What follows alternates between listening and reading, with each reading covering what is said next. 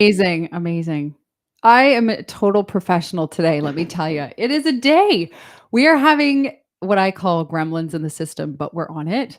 And we have till the hour with the fabulous Jimmy Ty. So I'm going to jump right in. Thank you so much for joining us. If you're joining the live stream, that's super cool. Happy lunching if you're in the West Coast. And if you're in the East Coast, happy nap time. I'm not sure. We'll find out.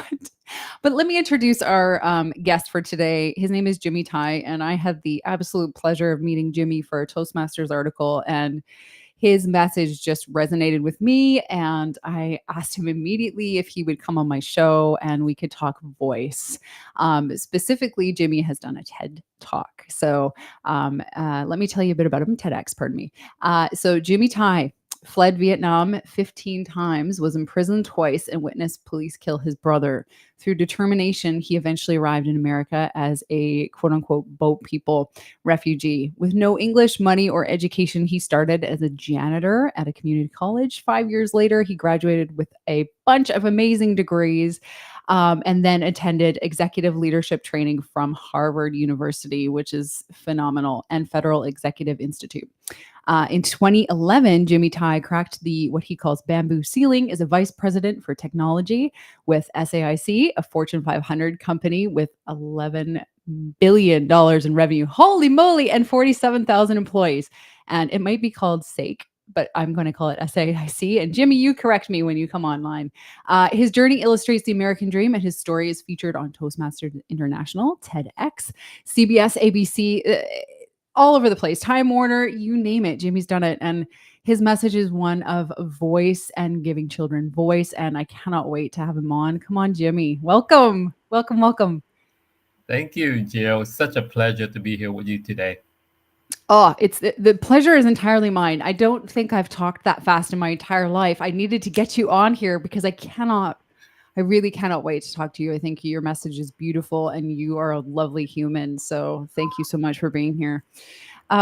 Jimmy, I wonder if we could start with a bit of your story.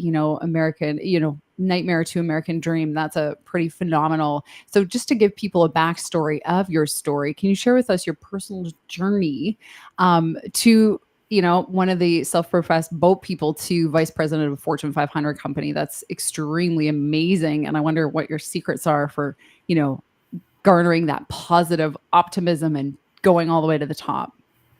Yeah, thank you, Jill, and hello to Mhm. all of our audience and friends out there. Really appreciate the opportunity to be here with Jill, with all of you. I really believe that my story is not that unique, but I still amaze me every time I mention it. People say that, "Oh, you wonderful! Why don't you come on my podcast? Come on my TV Right? studio, whatever?" Right? So I thought the thing is that, like Jill's introduction, very, very beautifully, I escaped Vietnam 50 times after the fall of Saigon in 75. And if most of you familiar, that's when the American troops, withdrew from the Vietnam War, or over there they call it the American War from the Vietnamese perspective. Mhm. And millions of Vietnamese people cannot stand the communist regime, and so is my family. Overnight, we lost everything. We lost not Mhm. only we lost our country, now we lost all the assets. We lost a family, and half of my family fled right away. The other half stayed behind because my parents figured out we too young to not knowing what going on to be in the middle of the ocean. So we stayed behind. So that's a lot of broken family. I call Mhm. it a decade of darkness. But then also during that time frame, we determined to find better opportunities elsewhere. And that's why my parents said that, why don't you guys try to escape? And long story short, I tried it 15 times and finally I get out. Unfortunately, my older brother, who only 2 years older than me, wasn't that lucky, so he passed away. He Sorry. was shot and killed by the state police, and that stories is always resonate with me because it doesn't matter how hardship I have to endure to overcome the language barrier, to get the education, to go to work, 2 3 jobs and whatnot. Mhm. Even my worst days in America is still better than the best day that my brother could ever imagine. And that really is a focus. I never lose that focus. And Mm. I get through college with the dictionary, because when you study calculus or physics, when you only been in this country for a couple months with no strong background to attend college, dictionary is your best friends, right? So Mhm, mhm. everything with the dictionaries. In long story short, I graduated, got my bachelor degree, got a job, move on, go work in, get my master degree, get my MBA, and then you work really hard in this country, you will be rewarded. I firmly believe in that message. And Mhm. after 20 years of try and errors and hard work, I got promoted. And you actually correct. The correct name is SAIC. It's already an acronym. So what you say right there is correct. SAIC. Ah! Yes, not because it stands for Scientific Application International Corporation. So we just shortly say Ah. SIC. Yeah, a lot of people call say it, but that's not how we pronounce our name.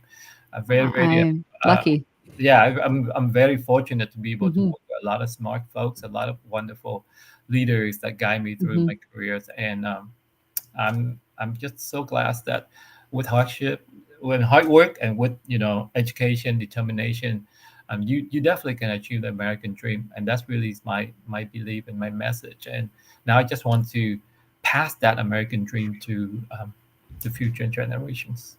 Yeah. And yours is such a story of optimism, and I just love how your brother's memory fuels you on to be optimistic and, realize those dreams and inspire others. My goodness, I mean, me, I'm so inspired by you and what you've created in your life, and your efforts to give back to others that don't have as much as we do over here in North America. So Thank you. bravo, bravo. We will get to your TED Talk in just a moment, but I want to talk about Build a School Foundation Sure. and what that means to you and why you were motivated to start that.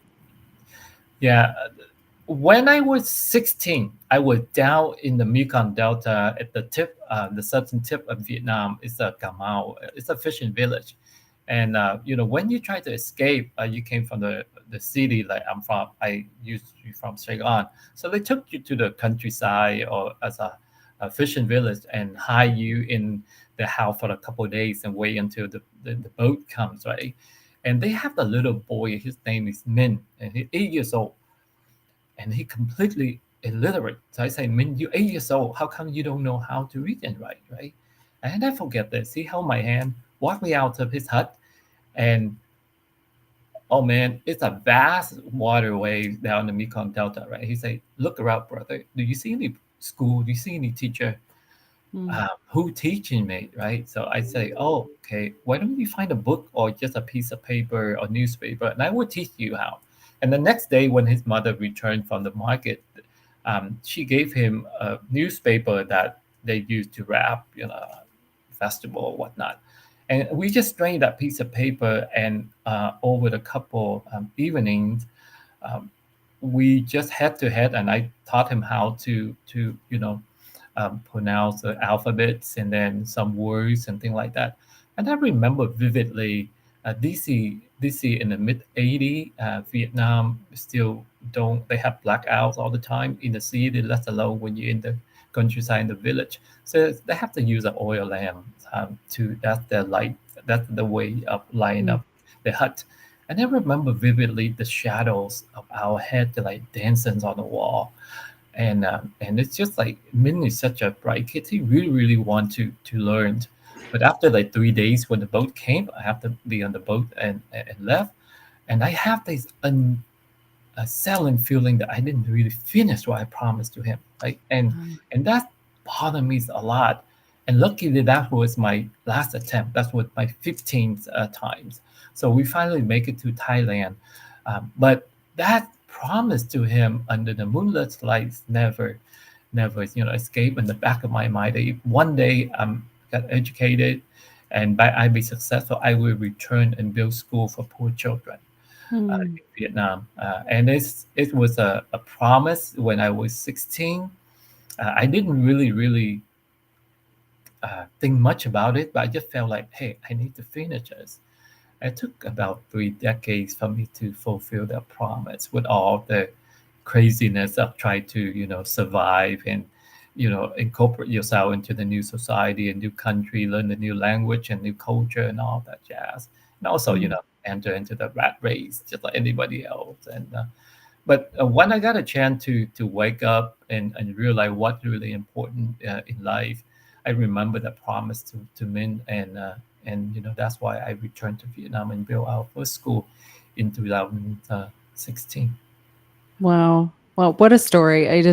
I can, and you're such a storyteller. I can see and visualize everything, that moment, the moonlit night, and just amazing. And one of the things that you and I really connected on is your motivation to give children voices, give them a voice, because in these towns where there is no schools, they may not have a voice. Right? Can you talk to me a bit about that journey and maybe some of your favorite moments working with Build a School Foundation?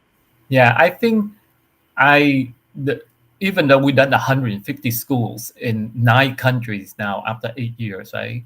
But the Hmm. school number 18, that's a school that we built in the mountainous region of central Vietnam, very close to the border with Laos. To get to that school, not only you have to like fly all day, like 24 hours to get into to Vietnam, and then you take another short flight to Da Nang, that's a central city, and 5 hour car rides to the countryside, another hour on the moped. And for the last couple of miles to get to the mountain, you have to trek on your feet, right? So just to get there for us is an ordeal already. And imagine the shock in my face and a lot of my supporters when we get to that school, like hundreds of villagers and the children waiting for us because that was the grand opening day that we planned with them. And they are so graceful. And here we like completely exhausted just to get to the school. And when Hmm. they telling me that for that last 2 mile that we hike it up there during the 4 or 5 months that they constructing this school, every single villager have to put on their back every single brick, every single grain of sand, Wow. every single bar of irons or the sheet metal. They have to put on their back and carry it up the mountain. And when you experience the determination from these little children, and I'm talking about the elder to the little kids, right? They all did their part, and that's the part that it resonated with me. And even those, we done hundreds of schools, that school forever, lasts in my memory. That these people, if they're willing that hard to have a school, I have to work like 10 times harder to get the funding, to get the support, to give these kids the opportunities. Oh, yeah, you're brilliant. And I want to talk about, yay, you had a TEDx talk. How exciting for you. And I imagine when it came to your application, it was obvious that Build a School Foundation was going to be front and center. Can you tell me about that moment when you decided you needed to go that next level with TED and do a TED talk around this topic? Yeah, even though it's been a while when I give that TED talk, but you're absolutely correct. New School Foundation is fairly new at that time. Only have like 2 school and 1 bridge under my belt, right? So I Mhm. figured that if I keep going like this, 1 or 2 schools, it would take me forever. So if I can get to TED Talk, give a TEDx or whatnot, then we'll be bigger, audience. So Mhm. I applied for a couple, TED Talks, asking for a speaker and things like that. And at this moment, I'm already achieved my DTM with Toastmaster. So public Mhm. speaking is something that I'm not afraid of anymore. But oh man, when I got an opportunity to say, "Oh yeah, you've been selected," oh now all the pressure, all the fear, like, oh my God, now I have like 10,000 children depend on me. Before when Wow. I do all of these competition for world championship but Toastmaster, it's really just for my ego. If I fail or I struggle or I didn't really play, it's no big deal. Even though I did really, really well at 2 semis, got second place, stuff like that. But those Mhm. all my ego. It's not really meaning much for that 7 or 8 minutes, right?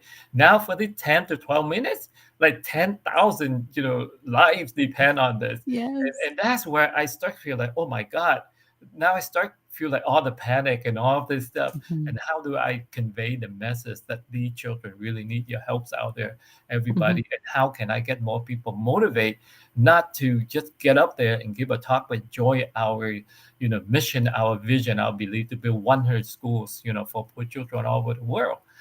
And that's the part that I think is the even today I still have that fear. So every time that people say, "Are you ready to do another TED talk?" I say like, "I'm not too sure about that. I don't know if I want to go through the agony again."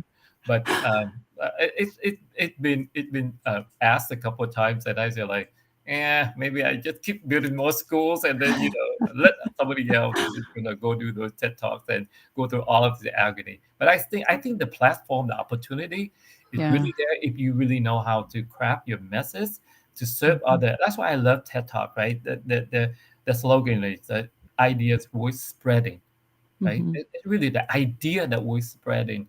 And when we have the opportunity, I say, I do have an idea that I can change, 10,000 lives. I really want to share that message with the world. Mm, mm. Yeah, well, you were able to work through that agony because your TED Talk is wonderful, and I want to talk to you a bit about that journey through TED, Yeah.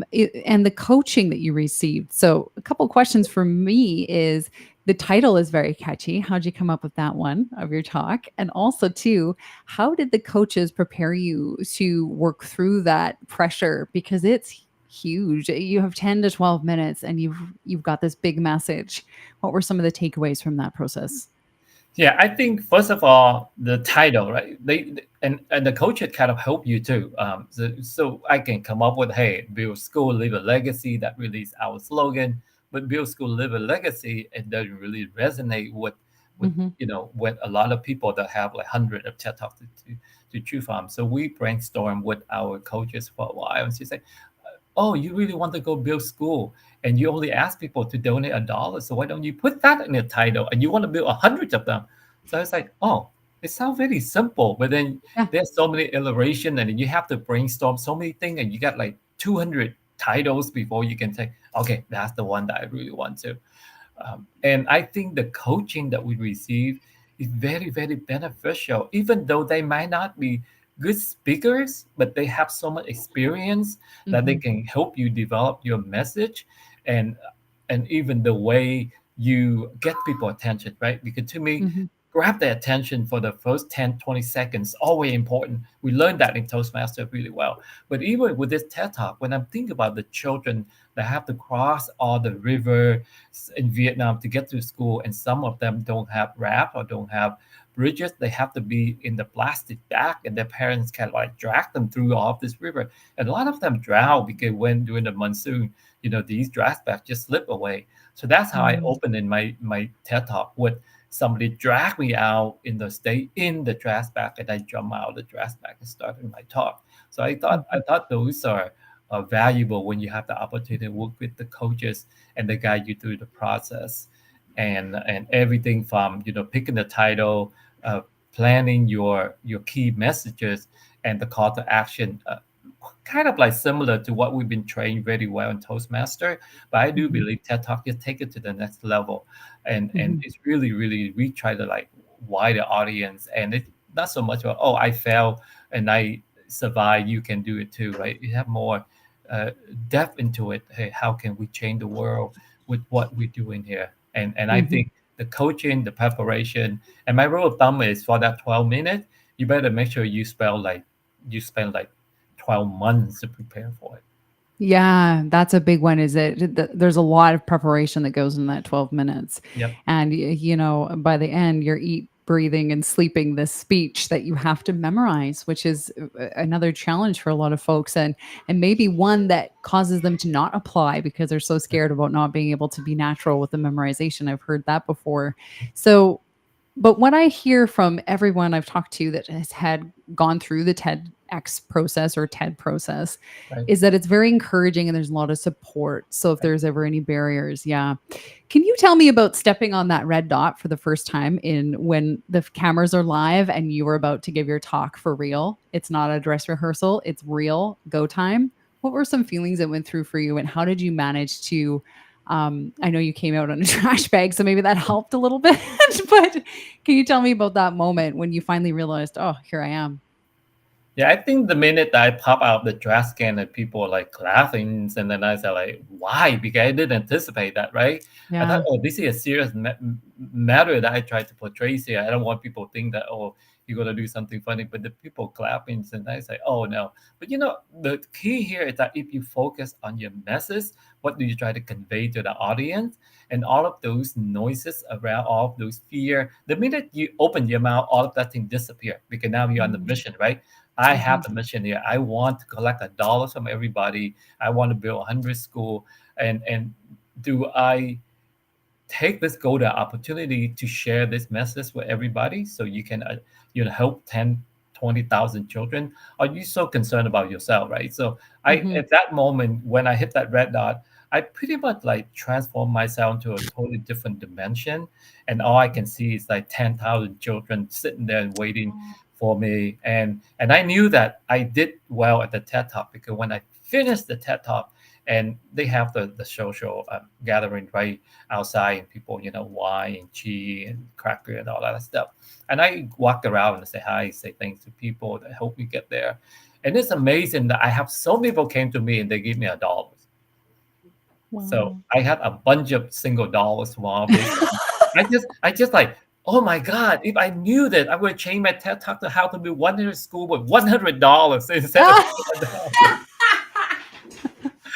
Well, it was so effective. They couldn't wait to get to you to give you that dollar. So that's really, really cool. Oh my goodness. Were you able to celebrate, or was it, on to the next step? Because I hear from a lot of TED Talk folks that they realize once they've completed it, there's a bigger mission in store for them and they're not done. Yeah, to me, it's really just another presentation opportunity. We went out to dinner with a couple of close friends, get me there, and people that help us and all that stuff. But Okay. to me, the next day is business as usual because the waiting for your TED Talk to be ready and published is on YouTube. But then during that time frame, you kind of like, hey, what if this thing go viral, right? So then what do you have to wait for? My mind is always 5, 10 years down the road. I'm Mm, a forward thinker in that sense, and and a lot of people celebrate because they think a lot about themselves. I still have a job to do. I still have like 97 more schools to build at that time. So oh not no. a lot of time to celebrate, but I really think the opportunity opened a lot of doors. That tons of people saw the talks and they invited us to come and talk to them. A lot of Mm, Fortune 100 companies, like Intel, Qualcomm, Bayer, you name it. And then Rotary International newspaper calling, want to do interviews. So that is a good launching pad for Build School Foundation because I mhm. never really I'm just see myself as a messenger. People want to do all of this stuff because they care about Jimmy Tai and whatnot, but they really want to do good for society or for the world. I do believe that. So that's Mhm. why, whenever I get a call and all of these opportunities, I take them very seriously, and I appreciate what TED Talk and TEDx be able to do, and the next talk that I'm if I got an opportunity, I'm ready to do it now. It's like we want to give a lesson learned of all the struggles and all the failure that we experienced in the Mm, last 8 years or so. So those are the things that I always have to keep think how we can reinvent ourselves, how we can stay ahead, how we can benefit more children that waiting for our help. mhm. Yeah. So, Jimmy, to date, how many schools you've built bridges in schools? How many have you built with this foundation? So for almost 8 years now, we are clocking in at 150 in Woo! 9 countries. We definitely started out in Vietnam as our Mhm. motherland. We returned to do all of that, but then we've now we got a present in the Philippines, in Cambodia, Laos, India, and Tanzania, Cameroon, and Kenya in Africa too. So Wow. we quite in a few places. Yes, Oh, and it's of just course amazing. we also give out scholarship for the first time college student in America too. I work a lot at university and try to Yeah. get scholarship for first time university attendant, because I do believe education is the fastest way that we can change somebody's life, and Mhm. equal narrow down that inequality. And then universities students something that I'm very, very highly interested in working, because when you go there, you can develop them, you can change their mindset, and you can help them grow. They will return and in a way help a lot of charity. It doesn't have to be Bill School Foundation. I don't really care if they say, hey, I'd rather go help this, or go help the homeless, or go help uh, Mhm. veterans or whatnot. But as long as they go out there and support the community, I'm all for it. Yeah. This is wonderful. The voice and conversation in terms of activism. I really appreciate that because I feel like it's such a journey to be able to use your voice in that way. There's a lot of us that want to, but they've got a little bit of a block there and they haven't quite figured out how. And so for you to help all these children, you and your foundation to help all these children, give them education, give them that support to use their voice in this world, it's just oh, makes my heart happy. So thank you, Jimmy, for being you in this world. And I know that you coach speakers, Right. and I imagine a lot of them go for the TEDx Yeah. or TED badge. Right. What is some of the top advice you give to these speakers about this process, but also about using your voice in this world? Yeah, I think that's a wonderful question, because on average, every week, I got about 2, 3 requests for coaching, TED, other platform, or just want to become a better speakers, or Mhm. even philanthropists that want to run their charity better. Right. My framework for public speaking and do all of these important talk is really just the four letter E's. Right. So the first one is entertainment. You got to be able to make people laugh, because you and I know laughter is such a good way to build rapport and everything, right? And there's tons of master people out there, or look at all the comedians, right? Like Kevin Hart, he earned like $57 million just cracking jokes, right? So I Yeah. said, oh my God, why do we have to go to school? We just learn to be comedians. We all are filthy rich, right? So humor that either entertains, right? You have to. The number Yeah. two, I see it. Once you pass that, you build a rapport. Then you need to educate people. You need to educate people. We talk a lot about charity. We talk a lot about all of these wonderful topics that we've been sharing using the voice. You need to Mhm. educate people somehow. And the next thing is that you have to energize them, right? You have to make them feel that, okay, he did all of these wonderful things, or so many good example out there. I should be able to start something. So you have to be able to help them move from just a concept to something that a little bit more concrete, and Mhm. energize them to get up and ready to go do something. Because to me, action is very important. You can have all the wonderful idea and concept, but if you don't really take action, it doesn't go anywhere. That's why, and Mhm. the last E in my 4 E's framework is that empowers. You have to give them the confidence that they say, you know what, I can empower. I am empowered. I gotta go do this. And that's part of why we build school, we build bridges and all of these stuff. Those are infrastructure, those are tangible, those are important things that can help people, be more comfortable. But what I'm really after, what our foundation really after, we want to build people, right? We want to build leaders. We want to build people that can replicate and change the world based on the framework that we are give them. And you only when you can empower people, then you don't need to be there, because I know I'm not going to be here forever. My goal is that even when I'm gone, or when I'm long gone, how can I empower the next generation to pick it up and go do good for the world. I just love you share with me these nuggets of wisdom that are very easy to remember, like that phrase you just shared there with the letters. In our talks before for other articles, you've mentioned a couple things that really stuck with me too. And one is the STAR framework, Right. and the other one is the 3 Ps. Can Right. you talk about those for me today? Yeah. So for the start, that's what I'm working my books, that I finished the hundreds of schools, and then instead of stop and then promised my wife take her on vacation or whatnot, but then more requests coming in, and I said, well, maybe after we finish 200, and then we can stop, and I can take you on that promised vacation thing.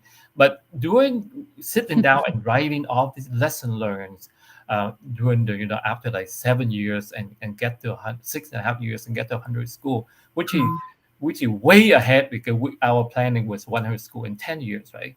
When I went to Harvard and learned how to run the nonprofit, I set that vision 100 school in 10 years. And we got there in 6.5 years. But then so many lessons during that time that we struggle with. And in the book, that the title, you love the title of the TED Talk. You will love this title. It's Sex, Betray, and Compassion. That's the title, right?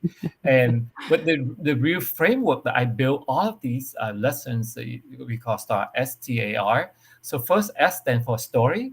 What story that I want to share with you? Because story connects people, connect with readers. I want to Mhm. start out with a story. And T is the teaching point or tutorial. What in here that people say, okay, I heard your story, but what do you try to teach me here, right? So that's the tutorial, that's the teaching point. A is an action. What do I want them to go out there and do? Instead of, Mhm. okay, I learned all this wonderful stuff, then what, right? I want them to go out and try it, even though they fail or they didn't really succeed the first time. I'm okay with that. Go out and try. And the last is the R is for reflection.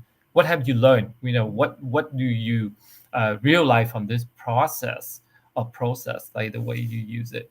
And even myself or my family, or my two daughters, or all of the members of Build School Foundation, we use a STAR framework in pretty much every day when we try Mhm. to communicate with people. And I do believe that when the book finally be finished with the cover, so we can get on with Amazon publishing thing here, people will appreciate it because we don't just like write another leadership book that Yeah. people say, okay, what else do you hear? We say, hey, these are all the temptation that we got into in Vietnam or in Asia. These are all the betrayal that we ran into. But with the compassion sight to view all of these things as a lesson learned, you still can move forward to your goal of helping the children. And Mhm. using this STAR framework, you can do it too, based on our, trial and errors. Story is so important. It really is the ultimate connector. It's Right, just we feel and we can get really into our bodies with the senses with story, and right, it's such a powerful. Even if you have facts to share, statistics to share, right, starting with that story is it pulls people in. It's that right. real hook, right? The three P's, Jimmy. I found this really interesting in terms of I don't know if you like the word balance, but you've Right. got life commitments, you've got charitable work, and you've got a job, and you've got Right. university stuff, and you've got podcasts, and you've got oh my goodness. So how talk about the three P's for us. Yeah, so the 3P is a very, very basic thing that I laid out for all the people working with us, or people that ask us to coach, or ask us to give talk. The purpose, right? You need to define what is your purpose. Because that's the first question a lot of people lost, and they came to us and they say, yeah, I'm kind of the one to do this, I want to do that, but I'm kind of lost. And I say, no, no, you need to define your purpose first, right? So the Mhm. first P is purpose, not passion, because purpose to me is a long-term goal that you really want to achieve. And passionate to me is something short term, and passion can change, or it can like flame, it can extinguish. And the next one is profit, because even running a nonprofit, it's a charity, or running your household, or running a small businesses, you need to be able to make money, right? And the more money I make, the more children that I can help. So I'm always tell people that making money is not the bad thing. There's nothing wrong with making bazillion dollars. The more money you help have, the more you can help. But the Mhm. last one is peace. Whatever you do, whatever action you take, don't don't have the purpose, don't have this, a profit driven, but then you lost track of the peace part, because then you might do something wrong to get to where you need to go. And I really really I don't uh, condone those kind of behavior. So you Mhm. have to do things that it give you peace. And the way I measure it, can I really every night I can close my eye and I feel like, okay, I'm at peace and I can go to sleep easily. right? So those are the things that I always guide people at the top level. Make sure you have your purpose. You make sure whatever you do, make sure you have profit to support you, support your family, support charity, or support whatever your company. And then Mhm. when you have all of that wonderful thing, you check and you say, okay, how can I help make this world a more peaceful place, right? So those are the high level target that you want to hit. And then to achieve that, you mentioned about, with all the 20 balls I try to juggle, Yeah. how can I balance all of this, right? And the three P's go with the three M's. The three M's, first of all, Mm. is mindfulness. You need to be mindful in every single moment that you do, Mhm. right? Be very mindful, right? And the second one is really important, and a lot of people struggle with this. I call it the management of your time. Right? If Mm. anything that not help you move toward your purpose or toward the end game, don't do it. I in the lesson two in my book, I teach people how to say no with compassion. Mm. You can say no with Mm. compassion because you say no to the issue, you say no to the question, you don't say no to a person. So you're not going to hurt that feeling, right? So say no with compassion. That's the art that you definitely can do. And the last M is really important to me. And as a Buddhist, I practice this a lot. Always try to stay in the middle way. The middle way means you always be neutral. Even you at the top of your game, don't get too excited and don't let things fly over your head, right? That's why even after I finish the TED talk, after I deliver a keynote speech at the university or conference, whatnot, I still stay humble. I stay grounded because I know that without all this wonderful supporter, without all this wonderful audience or the crew that arrange all of this, my talk will never ever go well or never accomplish anything. So even you're on cloud nine, make sure that you are grounded. And that's Mm. the opposite of it. Even when you at the darkest moment of your life, when your shadow even want to leave you or walk away from you, don't lose faith in your purpose. Because if you stay humble and you know that you're grounded and you don't get too high, you don't get too low, just stay in that middle way, then you should be able to do whatever that you set out to do. And in our goals, that try to be the voice for the voiceless children. Mm. Again, what I love about you is you leave people with nuggets of wisdom that are easy to remember. The three P's, the three M's. It's very simple to remember, and you can take action with those things. It's not a concept that's hard to put into action and intangible. It's very easy to take that action. I imagine it takes some reminding of yourself. Hey, right, middle, Right? That's but right. um, I think that's the whole point is that we're in this practice and we're not aiming to perfection. So Yeah. I appreciate those practices. And Jimmy, what's next for your voice journey? You've done so many things and you continue to do so many things. And I wonder what's left for your voice journey? Is there I hate using the words bucket list, but I will. Is there a bucket list of speaking gigs or voice development things? Or I don't know. I'm throwing it out there. What's I next? think I think you inspire me actually because since Oh, we have the last thank you. talk when you interview me for a TED talk article for Toastmasters, and I listened some of your podcasts, and I say, wow, do you have such a wonderful voice? And she used her voice so well, right? And Thank you. I one thing right now that the attention span of people getting shorter and shorter. So you Mhm. have a book, especially a book title is like 100 lessons. People say like, who have time to read 100 lessons, right? Give me I something quick and fast, right? So I'm working with one of my with my students. She have a very mesmerizing voice. I say, let's make the audio book out of it.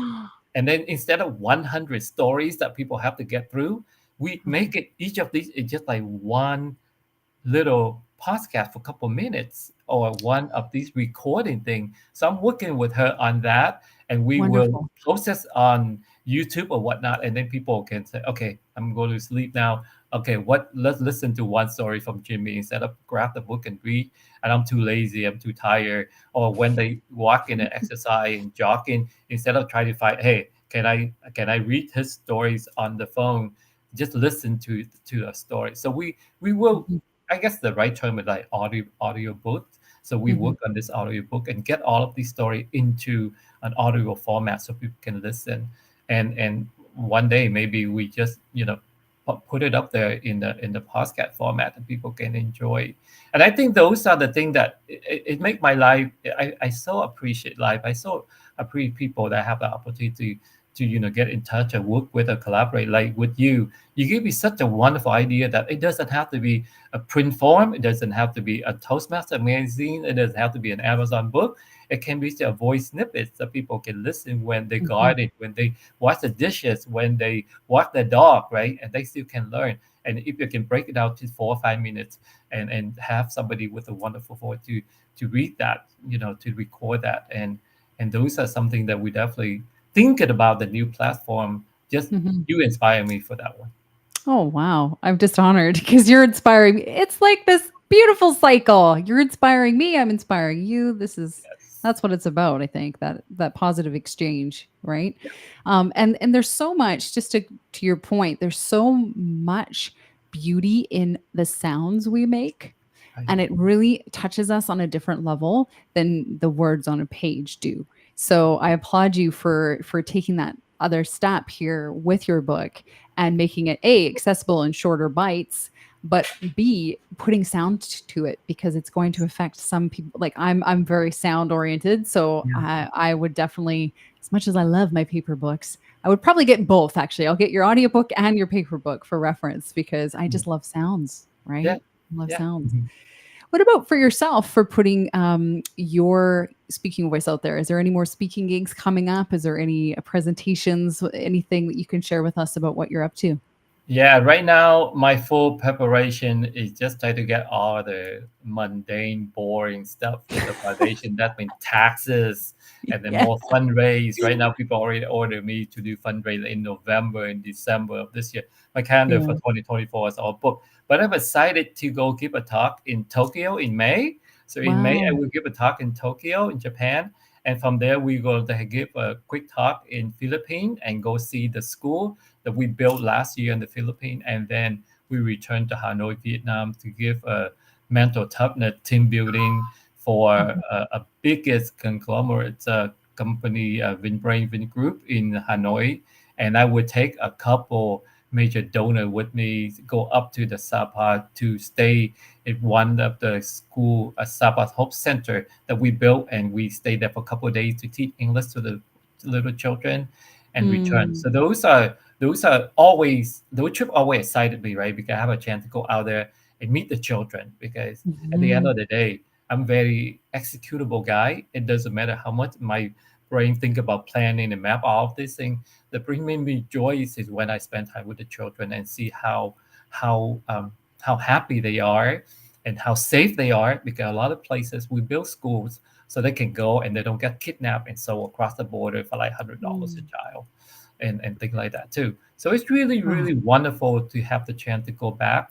Um, and that's the part that I always reminds all the speakers or people want to become professional speakers. So I say, it doesn't matter how far you go, remember where you came from. Because Mm. you have to be grounded on that sense that it doesn't matter how much famous and how popular you are with your like, number one bestseller or you're on the TED, not just TED platform. Remember when you came from, and just remember how many people help you along the way to get here. That's why Toastmasters is always have the special play in my heart, right? Because without Mm. Toastmaster, it put me on the front cover in 2016 Mhm. and expand my reach all over the world. It will probably we lucky we have like 20 school by now, but just because we have so much help from other people, wonderful people like you with our Mm. collaboration on the podcast today, it just Mhm. expand our reach. And so when you have that sense of appreciation, of gratitude, I'm happy and very content with how we be able to do things. And for me personally, as long as that my wife Lily is happy that I'm not stayed up too late and working on all other things and pay attention to her, walk to the park with her, or give her the 5 minutes massage. She happy, I'm happy. That's a saying we have, happy wife, happy life. So yeah. Exactly right. Yeah, happy wife is Say happy that in life. our house all the time. Yeah, yeah. I'm sure other people say it too, but we say it in our house as a tongue-in-cheek joke, but there's some truth to it, right? Yes. Jimmy, thank you so much. I'm going to be mindful of your time, but thank you for coming on today. I so appreciate you, and I'm happy to share your voice in this podcast with my audience and beyond. So, the work you're doing is well. It's needed. It's very needed. These children deserve voices in this world, and to have a champion like you out there rooting for them, oh man! Like, if there's ever anything we can do to help you out, like please don't hesitate to reach out. And Jimmy, we can find you on your website here. I've got it listed for folks, Yes. jimmytai.com. And from there, you can find the school foundation as well. So thank you so much, Jimmy, for your time today. Yeah. Yeah, Thank Jill, I you. really, really appreciate you. I appreciate you too. Bye now. Wasn't he fabulous? Bye, Jimmy. I'll let you out of the studio. I think everybody's fabulous. You'll notice this about me, or you won't, or I'm just an egomaniac. And I think you'll notice every time I say that people are fabulous, but they are. I only have fabulous people on because it's energy. And when I see people with just infectious in a good way energy, I can't help but want to talk to them and share their story. And Jimmy's is just phenomenal from where he came from, and he, that's the nugget he left us with, is don't forget where you came from. And I don't think he ever takes for granted where he's at and where he came from. So that's a lesson I'm taking forward, especially in silly moments where, for example, this week my car broke down and I had a meltdown. um Maybe not so end of the world, right? So please reach out to Jimmy. He is always available to talk, and he's just a kind soul. And if you're interested in participating in building a school or donating towards the cause, he has an actual official website here, but I only have one spot for a website. So jimmytai.com, you can get everywhere you need. I know I said that already, but it's worth another mention because the work he's doing is phenomenal out there. So thank you so much for joining us today on the show. You can follow us on Facebook or Instagram, Voxsana.co on Facebook, and Voxsana Voice on Instagram. And you can also find information about us. That was very official. Information about us on Voxsana.co. So I always appreciate, I said like 6 times too. I'm watching that. I'm learning. There's an too. And another one. I'm going to wrap the show now because I'm just rambling, but I so appreciate you watching. Thank you so much for taking time out of your day to join the voice conversation. It's an important one. We all have one. If we're lucky enough to have one, we all have one. And we can choose how we use it. We can choose the sounds we make in this world. So until next time, use your voice. And that's all. That's all I'll say. You don't need anything else. Use your voice.